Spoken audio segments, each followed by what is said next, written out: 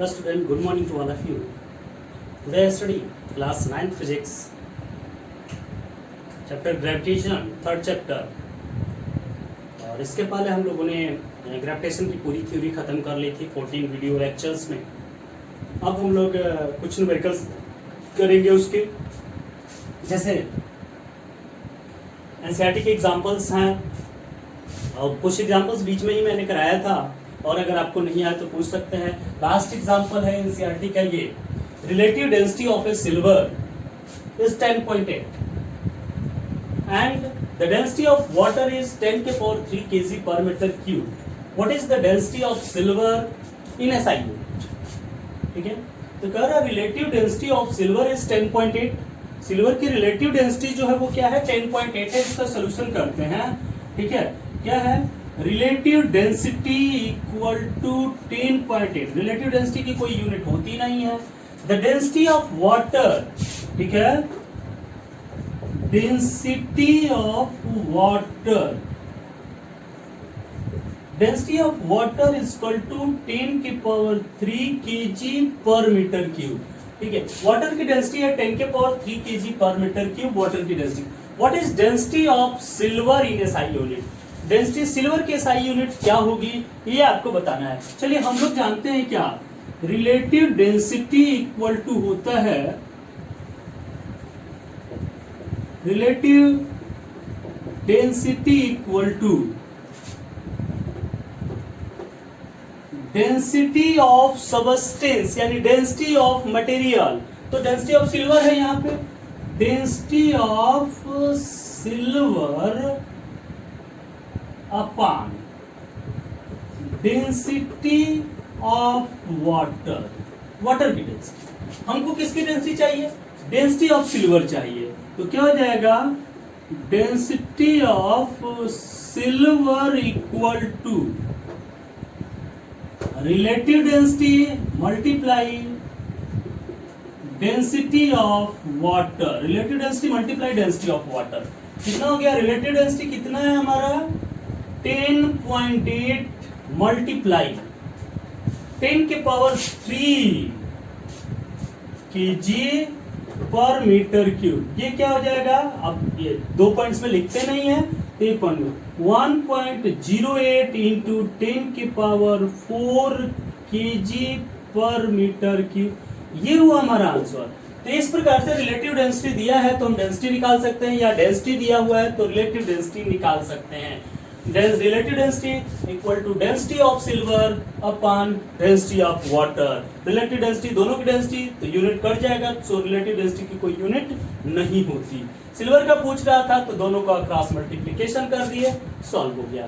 तो इस प्रकार से हम लोग एग्जांपल्स, ये एग्जांपल लास्ट एग्जांपल था एनसीईआरटी का, ये लास्ट एग्जांपल है. ठीक है, तो ये चीजें हैं. चलिए एनसीईआरटी एक्सरसाइज क्वेश्चन करते हैं. एनसीईआरटी की एक्सरसाइज क्वेश्चन 18-20 क्वेश्चन जो भी हैं वो सारे क्वेश्चंस हम आपको करा देंगे सीरियल वाइज, 2-2, 3-3, 4-4 करके डेली. ठीक है. How does the force of gravitation between two object, how does the force of gravitation between two object changes when the distance between is reduce half. कह रहा है कि force of gravitation between two object के बीच, जैसे ये दो object हैं, ठीक है, दो ऑब्जेक्ट ए और बी हैं, इनके बीच की ये डिस्टेंस आर थी. इनके बीच की डिस्टेंस क्या थी? आर थी. अब क्या कह रहा है कि जब इन दोनों बॉडीज के बीच की डिस्टेंस ये ए और बी क्या कर दिया गया? रिड्यूस हाफ कर दिया गया, यानी R dash equal to R by 2 कर दिया गया. तो क्या चेंजिंग होगी फोर्स में? क्या चेंजिंग होगी? समझ में आया? चलिए हम लोग जानते हैं, चलिए इसका सोल्यूशन करते हैं. हम जानते हैं कि F इक्वल टू होता है Gm1 m2 अपन क्या? R square. F equal to होता है Gm1 m2 अपन क्या? आर स्क्वायर, क्योंकि F is proportional to 1 upon R square. अब क्या है? If R dash equal to R by 2. ठीक है, ये किससे हुआ? According to Newton law of gravitation.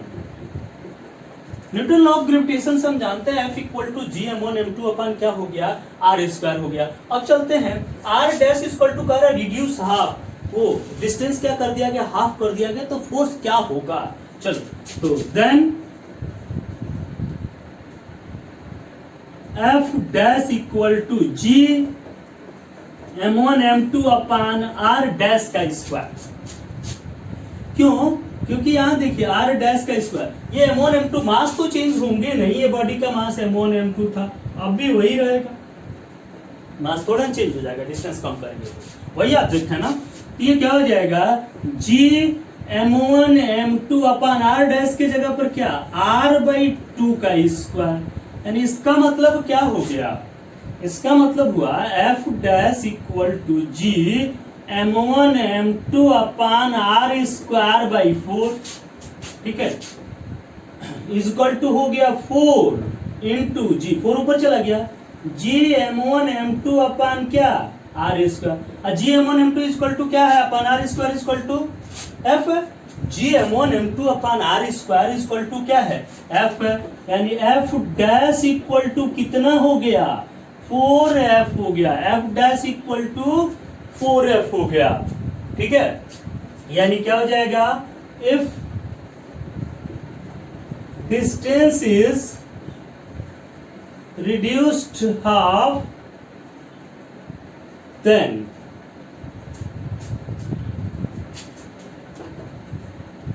Force of gravitation between two object is 4 times, ठीक है। यानी अगर डिस्टेंस आधा करते हैं तो फोर्स ऑफ ग्रेविटेशन क्या हो जाता है, 4 टाइम्स हो जाता है, 4 गुना ये बढ़ जाता है। समझ में आया कि नहीं आया? हम लोग फार्मूला जानते थे F equal to G m1 m2 upon r square, if r dash equal to r/2 then F dash equal to G m1 m2 upon r dash का स्क्वायर। क्वेश्चन दिया था r dash equal to r/2 यानी r square by 4 ऊपर लेकर चले गए, जी m1 m2 upon r square को ही f करते हैं, ये वैल्यू यहाँ पर पुट कर दिए, F डैश इक्वल टू हो गया 4r, यानी if distance is reduce half then force of gravitation between two object is 4 times। अगर कहते हैं reduce 1/3 तो ये 1/3 का स्क्वायर यानी 1/9 हो जाएगा, ये 9 g m1 m2, यानी जैसे आप कम करेंगे, डिस्टेंस कम करेंगे तो फोर्स ऑफ ग्रेविटेशन बढ़ेगा, डिस्टेंस बढ़ाएंगे तो फोर्स ऑफ ग्रेविटेशन घटेगा। क्यों? क्योंकि हम जानते हैं F is proportional to 1 upon r square, inverse square law को फॉलो करता है। डिस्टेंस जैसे जैसे बढ़ेगी वैसे वैसे इसकी वैल्यू क्या होती जाती है, घटती जाती है। डिस्टेंस जैसे जैसे कम होगी इसकी वैल्यू बढ़ती जाती है। नोट करिए दोनों इक्वेशन, दोनों क्वेश्चन, इसको स्क्रीनशॉट ले लीजिए। हो गया, मिटा दें, लिख लिया है।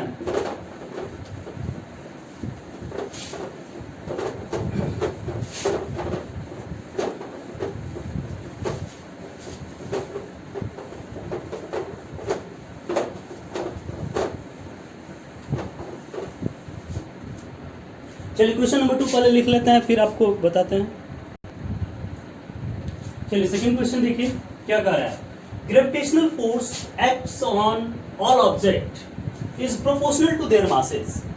Gravitational force acts on all object is proportional to their masses. आप जानते हैं कि ग्रेविटेशनल फोर्स जो होता है किसी भी ऑब्जेक्ट पर जो काम करता है उसके मास के प्रोपोर्शनल होता है। हम जानते हैं F is proportional to m1 m2 होता है, ये जानते हैं कि मास के प्रोडक्ट के क्या होता है, प्रोपोर्शनल होता है। F is proportional to m1 m2, तो gravitational force acts all object is proportional to their masses, masses के क्या होता है, प्रोपोर्शनल होता है। Why then heavy object does not fall faster than light object. तो क्यों कोई heavy object does not fall faster light object, तो हैवी ऑब्जेक्ट क्यों नहीं फॉल करता है, does not fall faster than light object. कि दो ऑब्जेक्ट को हम ऊपर से गिराते हैं तो क्यों ये हैवी है, ये लाइटर है, क्यों ये इससे फास्टर, हैवी ऑब्जेक्ट फास्टर क्यों नहीं गिरता, आखिर क्या रीजन है, क्यों नहीं गिरता है, ठीक है। तो अब चलिए, तो यहां पर क्यों ऐसा हुआ, क्यों नहीं गिरता है, इसका सोल्यूशन हम लोग देखते हैं। यानी मास के भाई वो ग्रेविटेशनल फोर्स आप कहते हैं ना कि अर्थ बहुत ज्यादा फोर्स से अट्रैक्ट कर रही है किसी बॉडी को, ठीक है, तो और वो मास के प्रोपोर्शनल होता है, F is proportional to m1 m2 है, यानी तो क्यों आखिर जब मास के प्रोपोर्शनल है तो फोर्स बढ़ना चाहिए ना जिसका मास अधिक है, ठीक है, और फोर्स बढ़ना चाहिए तो वो फास्टर आना चाहिए, लेकिन क्यों ऐसा नहीं होता ये पूछ रहा है। Why then heavy object does not fall faster than light object, ठीक है, तो क्यों ऐसा नहीं होता, बिकॉज इन फ्री फॉल जब यहां से ऑब्जेक्ट फॉल कर रहा है ना, गिर रहा है ना, तो फ्री फॉल के कंडीशन में जो एक्सेलरेशन ड्यू टू ग्रेविटी होती है, because in free fall of object the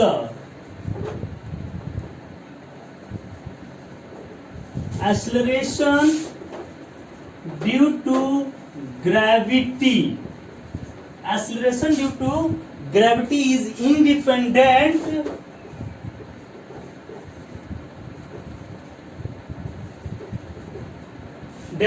of the masses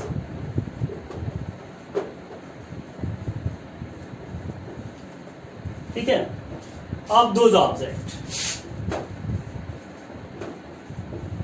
ठीक है, क्योंकि फ्री फॉल के कंडीशन जब बॉडी फ्री फॉल करती है ना तो मास पर डिपेंड नहीं करता, वो फॉल कर रहा है किसकी वजह से, एक्सेलरेशन ड्यू टू ग्रेविटी की वजह से फॉल कर रहा है, ठीक है, तो वो जी की वजह से फॉल करता है, इस वजह से वो फास्टर मूव नहीं करता। Then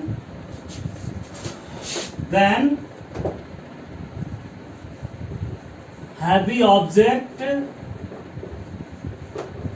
does not fall faster than light object. समझ में आया कि नहीं? जैसे कोई दो बॉडीज हम लोग ले रहे हैं 1 किलोग्राम की, ये 1.2 किलोग्राम की, ये फास्टर है तो इसको तेज आना चाहिए ना, तेज नहीं आती क्योंकि जी जो है फ्री फॉल के कंडीशन में जी जो है एम पर डिपेंड नहीं करता, मास पर डिपेंड नहीं करता, क्योंकि फ्री फॉल कर रहा है, छोड़ रहा है, फॉल करना कर, फेंक नहीं रहा है, फेंकते तो फिर दूसरा होता।